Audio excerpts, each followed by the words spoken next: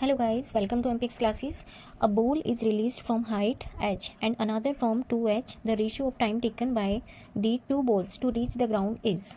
देखिए क्वेश्चन समझिए, यहाँ पे दो बॉल है जिनको रिलीज किया गया है फ्रॉम हाइट h एंड दूसरी बॉल को रिलीज़ किया है 2h से। रिलीज़ का मीन होता है जब बॉडी फ्रीली गिरती है, ठीक है, रेस्ट से गिरती है और उसकी जो इनिशियल वेलोसिटी होती है वो ज़ीरो होती है। ओके, तो एक बॉल है जिसको h हाइट से गिराया गया है और दूसरी बॉल को 2h हाइट से।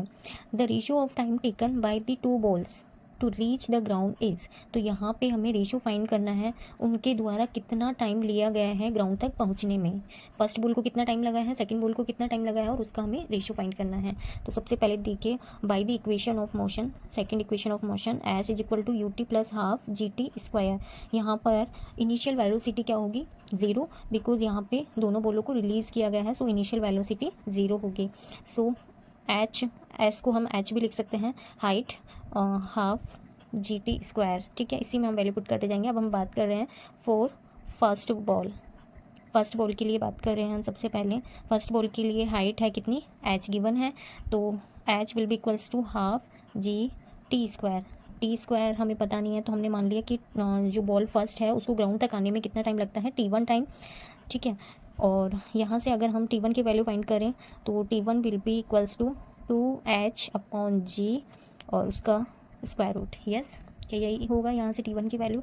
अगर हम बात करते हैं फॉर सेकेंड बॉल, अब सेकंड बॉल के लिए देखिए उसको ग्राउंड तक उसको कहाँ से रिलीज़ किया गया था, हाइट 2h से रिलीज़ किया गया है, 2h हाइट से रिलीज़ किया गया है, ठीक है।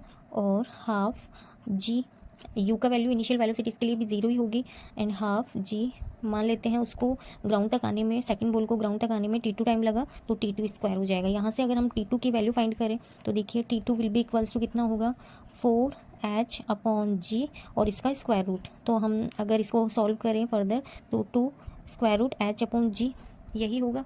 फिर अगर हम यहाँ पे रेशियो फाइंड करें दोनों बॉलों को ग्राउंड तक पहुँचने में कितना टाइम लगा, T1 रेशियो T2 हम फाइंड करना चाह रहे हैं, तो T1 का वैल्यू था √2h अपॉन जी एंड ये था T2 का वैल्यू 2√h अपॉन जी। इसको हम सॉल्व करेंगे तो हमें कितना मिलेगा यहाँ पे 1/√2।